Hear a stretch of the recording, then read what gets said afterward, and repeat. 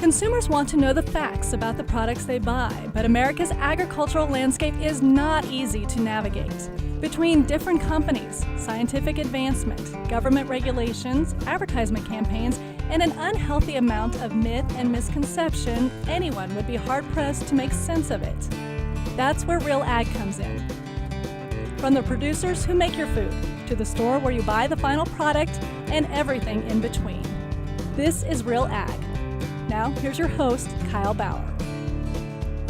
We're all familiar with the fragrance of lavender, but did you realize there are lavender farms right here in Kansas producing many handmade products? This amazing herb dates back in centuries in popularity.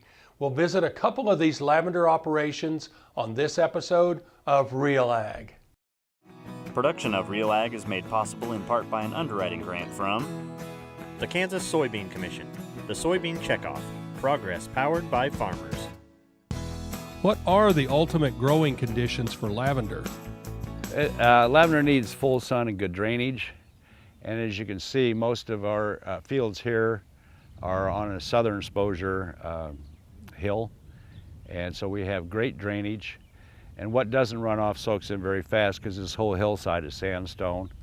It does not need good soil. In fact, it doesn't really like it. It kind of likes crappy soil. And so apparently this had never been farmed. It had only been pasture, mainly because of all the rock that was here.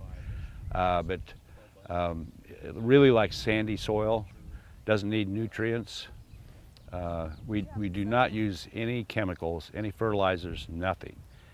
And there's no natural pests or enemies. I have deer that come through the field every night. We've got rabbits that live out here, and they don't bother. It's too bitter for them to chew on.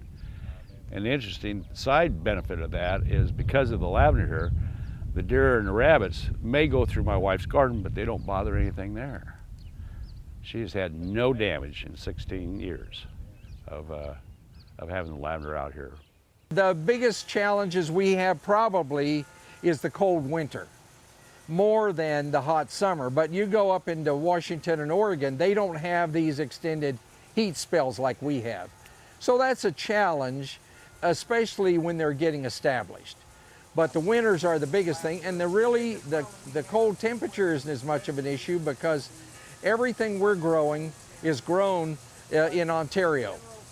The difference is they get snow cover in the winter, and you know how much snow we had this last winter. We don't get enough coverage. So snow makes a good blanket. So when we get these sudden in the fall, these sudden cold snaps, that's what's a real killer to lavender or to other crops if they haven't gone dormant yet. Because lavender does not like too much water. It literally doesn't like too much water because that creates the conditions for stem and root rot. So they either put them in raised gardens or on hillsides so that the water, when we get these rains occasionally here in Kansas, that it doesn't set in water. So that's kind of a key thing in terms of propagation. But like up at Bennington, the soil is very rocky, and it's just perfect for lavender. It's absolutely perfect for lavender. And of course, our soil here is pretty sandy, being on the riverbed here at the Smoky Hill. Why, that's helpful because it drains quickly. It's been really challenging the last 4 years. And so a lot of them have lost all their plants and had to start over. And Becky Ricard is down outside of Fort Scott. I don't know how many times she's replaced her plants because they just had so much rain. And lavender is a drought-tolerant plant. They like a drink, but then they need to dry out before they get any more moisture. Part of it is if the root system stays damp, it develops a fungus, and the fungus actually kills the plant. There's probably more lavender killed by overwatering than just totally ignoring it. Many people say, well, I can't keep lavender alive. And then when I start talking with them, I find out they're right in line with all the water-intensive plants they're watering every day. And I just tell them, stop when you get to the lavender, and you should be okay. They do need to be trimmed or cut back, but it's not a severe cutback, not anything like roses or anything like that. They are a long-living perennial. My oldest plants are going on 17 years old, and the bulk of the fields are probably between 12 and 14 years old right now. And we're putting in some replacement plants for those that were damaged from the winter kill this year. There's a disease called Phytophthora nicotiana, and Phytophthora in the state of Kansas is really, it's already prevalent in the soil, but it's this particular strain that seems to really be devastating to lavender. And we haven't had the issue here in Kansas, thank God. The Department of Ag really stepped in and helped us when we had some plants shipped in here that were infected. And nationwide, we're having everybody ship their plants to Clemson University in South Carolina to have them tested, just to make sure we've got identifying the same strain, because they're doing DNA sequencing. And that's through our United States Lavender Growers Association that we do that. Does lavender seem to be a crop expanding throughout Kansas?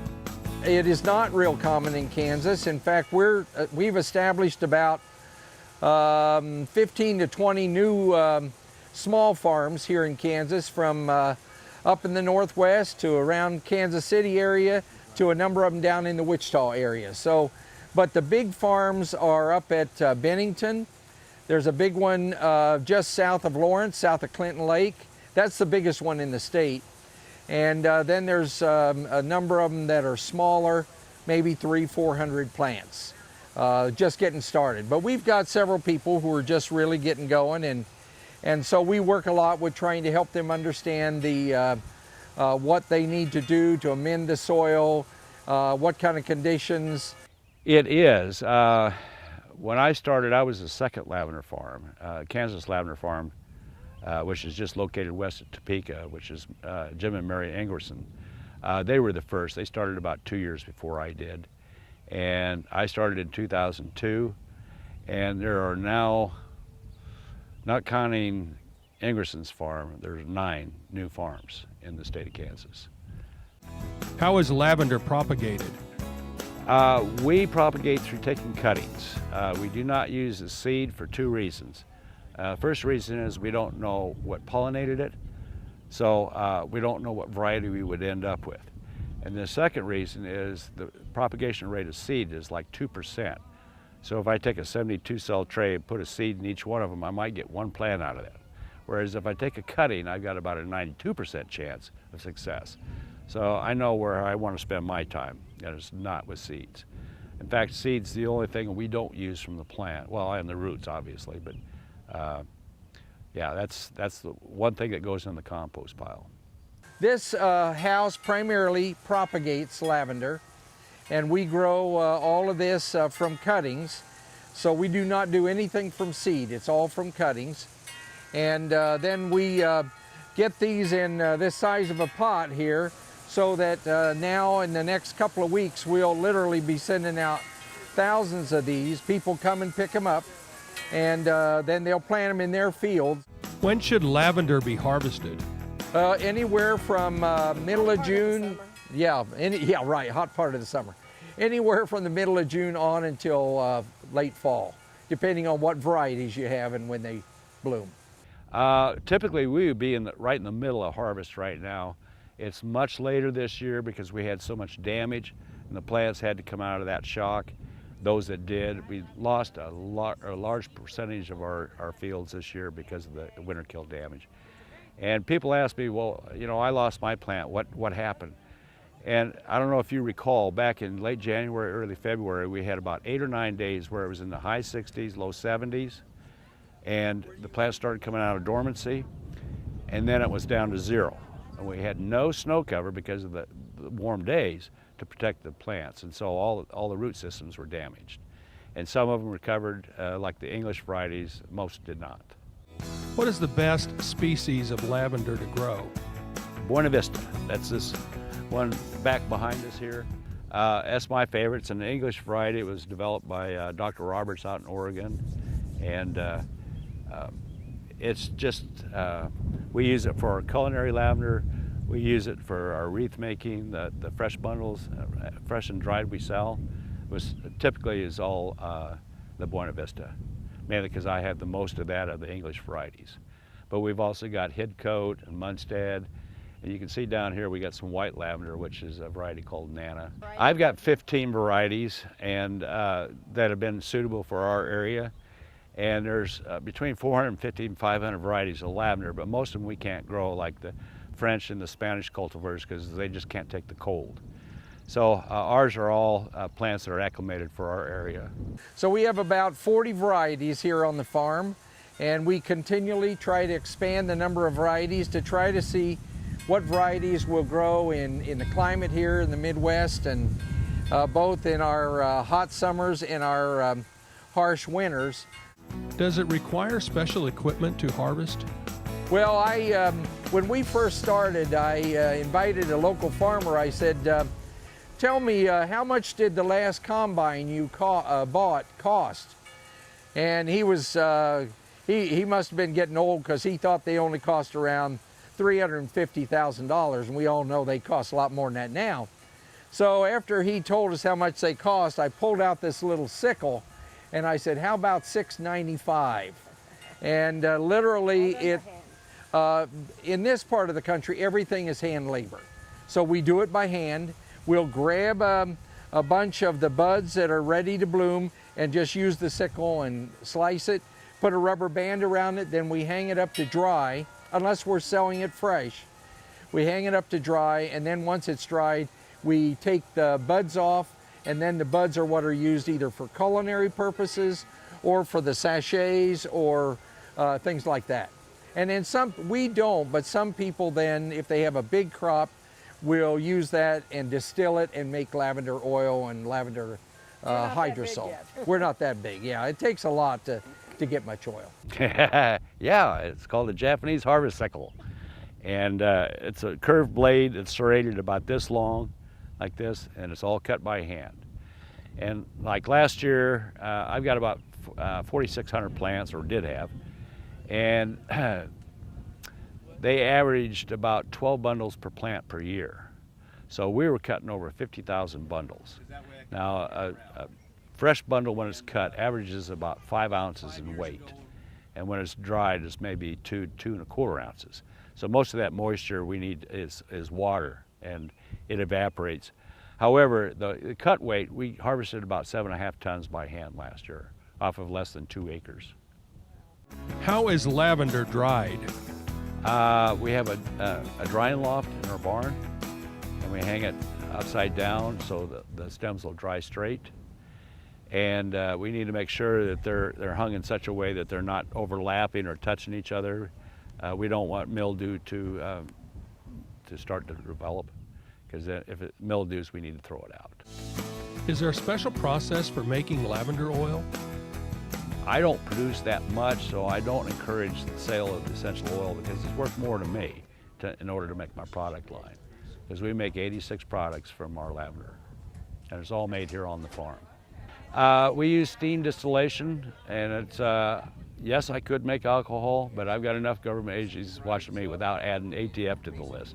But basically, my old still that I just sold, unfortunately, was an old copper still, and it has water in the bottom, and it's heated by propane, and the water boils, and it's actually the steam that pulls the oil out of the lavender buds, and then it goes into a condenser, which is filled with cold water. It converts it from steam back into a liquid, and we get 2 products out of it. We get the essential oil, and we get the distillate, which is what we call lavender hydrosol. And it's basically 99.9% pure distilled water. It's that 1/10 of 1% that has oil molecules suspended in it that we can't get out. But we use every bit we produce. We use hydrosol for cuts, burns, scrapes, insect bites, bee stings, poison ivy, and it's chigger repellent. And so, yeah, it's very important to have the hydrosol. And the essential oil is lighter, so it collects on the top. And so we separate the oil out there, and then I have to age the oil a minimum of 6 months. It's kind of like aging a wine. And because when it first comes out of the still, it is really strong smell, and it'll clear your sinuses in a heartbeat. But we need to let all those notes mellow out. And I do some blending between the different varieties to get the distinctive smell that's associated with our farm. And we have to wait a minimum of 6 months, preferably up to a year. And if I can, I will wait that long because it just brings out some sweeter notes. Now you can see on this plant, they're just starting to open up. And this is the stage that we would harvest it before they actually open up because the oil is contained in the bud. And if it flowers, the oil just dissipates away. It's really pretty, but it's worthless to me at that point because I need to get the oil. So that's what we're after. So the bees, we don't need them for pollination or anything else. In fact, we had 3 beehives across the road on our other lot there. And we moved them over to my friend's lavender farm over by Canopolis. He's an avid beekeeper. I was not. And he takes better care of them. They're doing great over there. He wants to move them back, and we're probably going to put them up here on the hillside here. It was just that I was having to feed them through the winter because they weren't putting up enough. They don't get enough nectar off my lavender, so they were more dependent on the wildflowers around here in the alfalfa field that's about a half a mile away. Is growing lavender profitable? It can be. Not this year, but I'm assuming that's the case. It depends on the business model that the lavender farms will pick. If they're involved with agritourism, yes. Then you're bringing in a different crowd. There are those that grow lavender just to distill, and that's all they do. So they harvest their crop, they distill it, and they're done for the year. And that's kind of attractive right now to me, but that's not the model that we chose. Do you ship your crops? If so, where? Well, we typically don't ship the crop. We have to strip the buds off the bundles, and then I distill the buds to get the oil. And once I have the oil, then I can start making my products. And so then we actually ship the products all over the country. And I've got probably maybe 18 wholesale accounts that I sell to. And most of them are in Kansas, but there's some in outlying states as well. Are there regulations for shipping over state lines? Well, actually, we have no shipping restrictions. I'm really not shipping crops, so it's not like USDA sends out an inspector or anything else. I was certified naturally grown, and we had a certification process with that, and I allowed that to lapse this year. But basically, it was a certification more to my customers that we use no chemicals. Because anything I apply to the ground or to the plant, it's going to end up in my oil.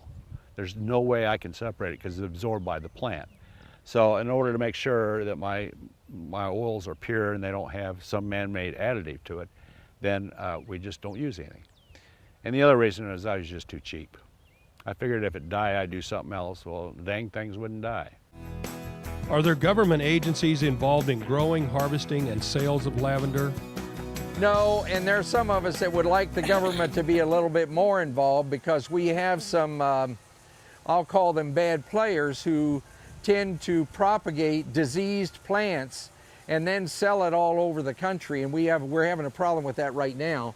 And so the USDA has been getting more and more involved because, and we use our state Department of Ag, and they've literally protected us. We had a situation where we brought in a lot of plants, a lot of little babies, to put into these pots, and I immediately get them tested. And right now, the only place we really get them tested is at Clemson, at their lab, and that's kind of an agreement between K-State and the state, is that Clemson has the right kind of equipment. So we found out we had diseased plants. So I called K-State, they said, you need to talk to your plant protection person, and I called that person from Wichita. She was up here the next day, and within 5 minutes she was on the phone with her boss in Topeka, and they wrote up a edict, in essence, telling this grower in another part of up in the Northwest that they had to get these plants out of Kansas now. So we in Kansas are very lucky. We have a more proactive Department of Agriculture than most places do, and I had a person in Michigan that had this problem, called me about it, and I said, you go to your state Department of Ag. They went and they said, oh, no big deal. And so I said, why don't you tell them about me and my relationship with the Department of Ag here in Kansas? So they used my name, and immediately the Department of Ag says, "Oh, let's think, we'll do something." So the word has been out across the country that states like Kansas are literally protecting agriculture because we can't afford to get these diseases in our state. Is lavender sold by the bushel or the pound or what? Oh, we measure by the pound, and bear in mind that 1 pound is about 1 gallon in size. And so when I distill, it takes 200 gallons or 200 pounds of buds for me to get 1 pound of oil, which is 16 ounces by weight. So people are confused about why essential oils are expensive. Think of all the labor it took them to get 200 pounds just to get that 1 pound of oil. And so that's why the oil is worth more to me for my products than it is to sell it outright retail. I do not wholesale the oil. I just can't afford to do it. I need that more than I need the sales for wholesale. Well, this is going to be our 10th annual festival, and it's a one-day event. It's going to be from 9 o'clock to 4. That's this coming Saturday, June 17th. And we have tours going on all day. We'll have live demonstrations going on at scheduled times throughout the day.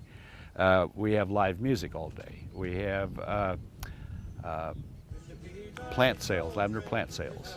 Morford Lavender Farm will be over here selling plants. We've got Vanjie Henry from Apple Mint Catering will be here doing our food. And she does lavender lemonade, lavender tea, lavender ice cream, lavender chicken wraps. So people can experience lavender in a culinary sense. It is an herb, and most people don't associate lavender with it, but when I start asking them, well, what herbs do you cook with? They typically say, well, like rosemary or sage. Well, lavender is a sister of those two. They're all members of the mint family. And a little goes a long way, so you can quickly overpower a dish. You can always add more, but you can't take it out once it's in. So judicious use is called for. And so Vanjie will be offering an opportunity for people to try that out. And I think she's got some scones that she's going to be making and things of that nature. We'll have the Kansas plein air artist here painting. All the musicians are local. Most of them are all good friends of ours, and they actually keep coming back every year because they want to do this festival. And we'll typically have several thousand people here throughout the day. And I would love to do a 2-day event. It would spread it out a little bit more. Part of it is trying to get the musicians back here and the food vendors and all that. It's just kind of problematic for them. And my wife said she'd divorce me, and the staff said they'd all quit. So we have a 1-day event. Right, we have lavender growers all across the country, from up in the Sequim, Washington area, which a lot of people know about, to the East Coast, Virginia and the Carolinas and Maryland, all up and down there. There's a lot of lavender growers. And I've been just finished serving a term on the board of directors of the U.S. Lavender Growers Association. And I continue to serve on the Education and Research Committee of the organization and serve on a special ad hoc committee that is doing research on a disease that exists that is fatal to lavender as it is to other plants like potatoes, and was the same form of Phytophthora that was part of the Great Potato Blight in Ireland in around 1850. He remembers it well. Yeah, I remember that, you know. But anyway, I survived it, you know. Yeah. 1.5 million people died in that famine as a result of that blight. But anyway, I serve on those national committees, but the organization serves to try to help growers and people not only grow lavender, but then market various kinds of products. So Wanda does a few products. What are some of the products that you do? Oh, I do lotions and creams and different kinds Soaps. of creams and soap and sachets and Things like that. pillows and, you know, Eye pillows, anything neck that I can pillows. stuff lavender into. Yeah. If you have an opportunity, be sure and stop by one of the lavender farms here in Kansas. You will learn firsthand about the healing and relaxing properties of this beautiful aromatic plant. That's all for this episode of Real Ag. Remember, if you want to catch up on other episodes of this series, go to SmokyHillsTV.org. For the Real Ag crew, I'm Kyle Bauer, and this has been Real Ag. Production of Real Ag is made possible in part by an underwriting grant from the Kansas Soybean Commission, the Soybean Checkoff, progress powered by farmers.